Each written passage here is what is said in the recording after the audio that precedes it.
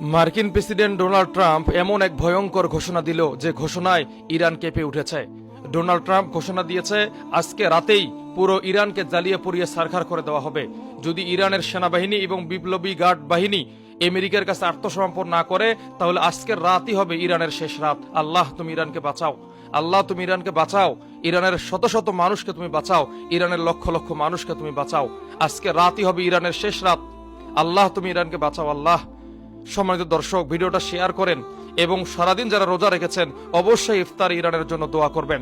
মার্কিন প্রেসিডেন্ট, আবারও বলছি, মার্কিন প্রেসিডেন্ট স্পষ্ট বলেছেন আইআরজিসিকে আমেরিকার কাছে মাথা নত করতে এবং আয়াতুল্লাহ আলী খামিনিকে আমেরিকার কাছে মাথা নত করতে, অন্যথায় আজকে রাতই হবে ইরানের শেষ রাত। এরকম হুমকি দিয়েছে। আমরা আল্লাহর কাছে দোয়া করি, আল্লাহ তুমি ইরানকে হেফাজত করো।